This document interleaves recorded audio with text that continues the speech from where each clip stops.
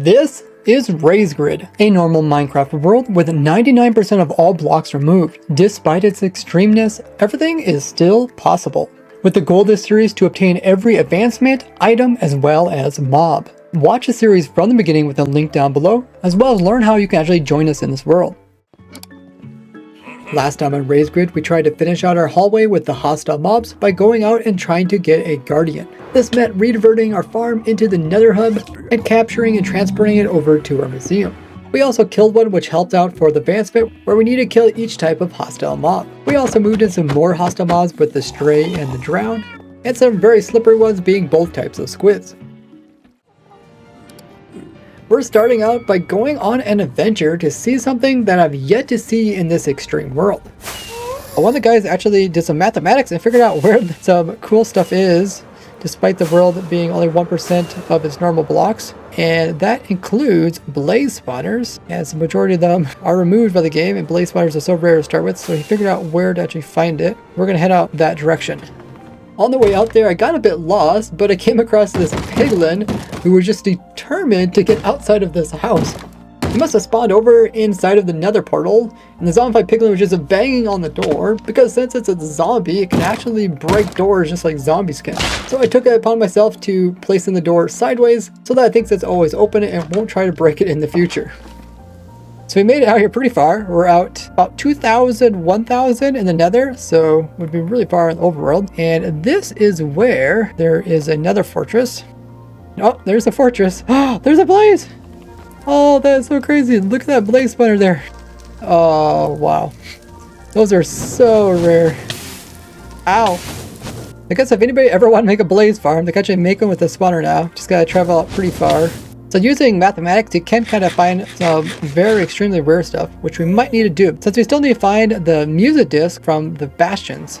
Okay, so we made ourselves over into the overworld, so we can activate our ender pearl stasis chambers, so we can teleport back, since we are 15,000 blocks away in one direction and 7,000 other way, so we're really far out. We're ready.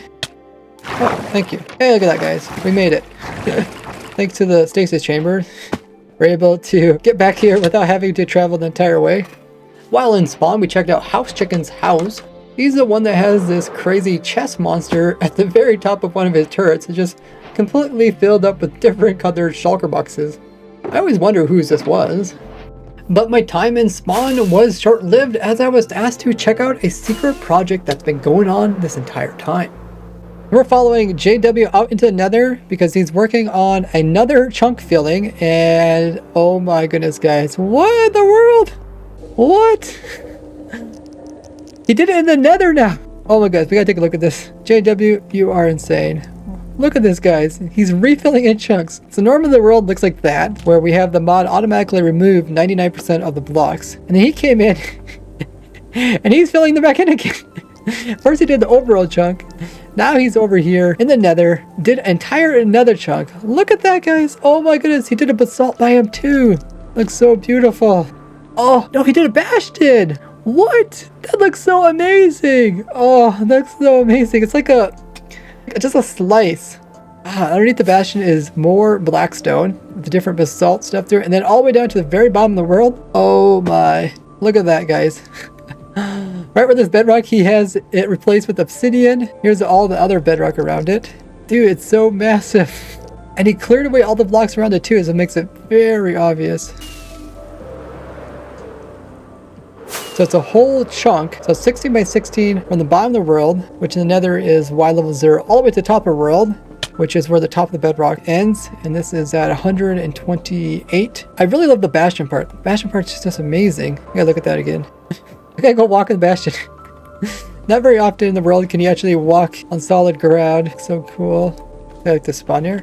Oh, dude, it's crazy. Lava, a chest, and the loot. Oh, nice. Including actual banner pattern of a snout. Those are so rare. Get ancient debris. That is crazy. This whole thing just looks unrealistic.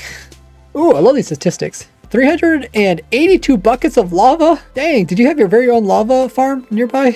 Also, 4,837 magma cubes killed. Whoa.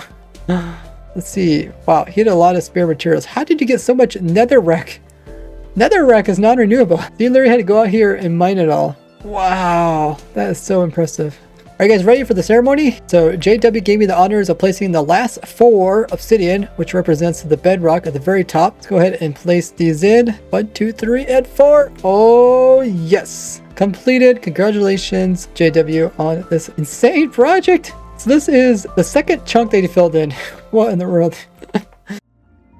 So you might have remembered that we tried to catch a bat in the past, but it somehow clipped into a block and suffocated itself. It never was figured out why that was the case, but we do need to still collect ourselves a bat. So we're here underneath of spawn where there is a lot of dark areas, and they spawn in the lower parts of the world in dark areas. You can see there's bats flying around. What we need to do is get those bats into the museum, which doesn't sound too hard, except bats don't go inside of minecarts or boats, and you can't use leads on them. There's like pretty much no way to really control them other than we gotta completely case them in some blocks, and we'll try to give them a name tag so they don't despawn. The thing is, they're also like scared of players. Maybe if we had some slow potions or something, they just move around way too fast. And there's plenty around here.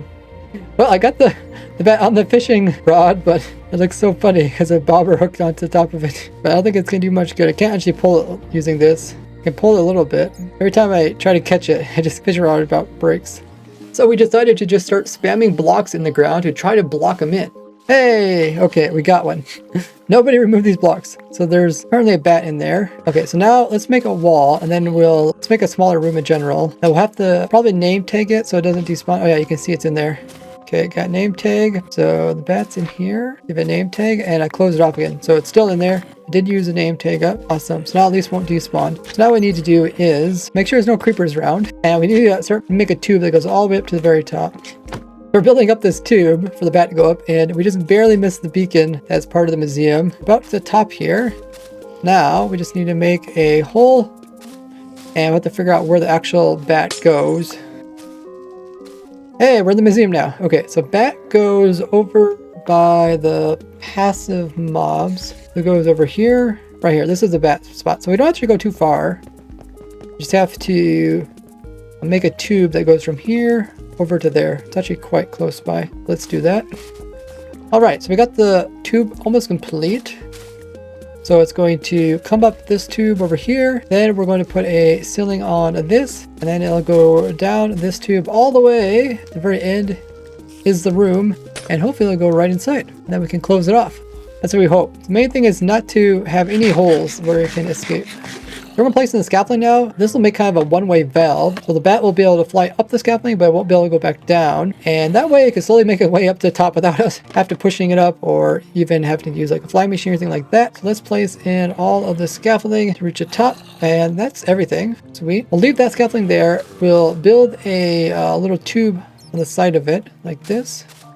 So if we remove this one, there's the bat. So the bat should make its way up eventually. There it goes. So we place scaffolding.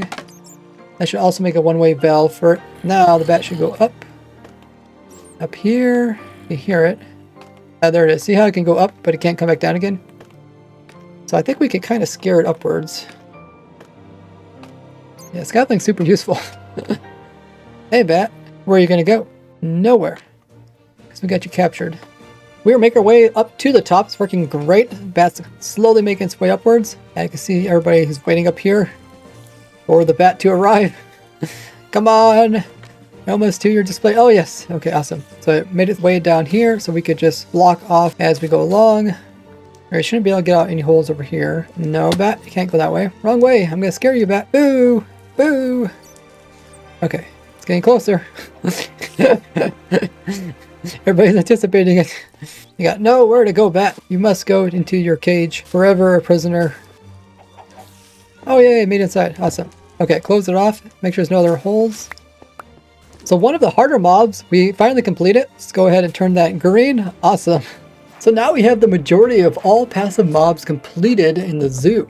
Every time we add another mob to the zoo, it just means that the ones that are left to get are just that much harder to obtain. But that's what makes this challenge so fun. And if you join my live streams, specifically the one on Sunday, you can watch us actually do these challenge worlds live. And it's open to my supporters either by being a Patreon, Twitch sub, Discord membership, or joining my YouTube membership. Don't forget to leave a like, and I'll see you guys all in the next episode of RaysGrid.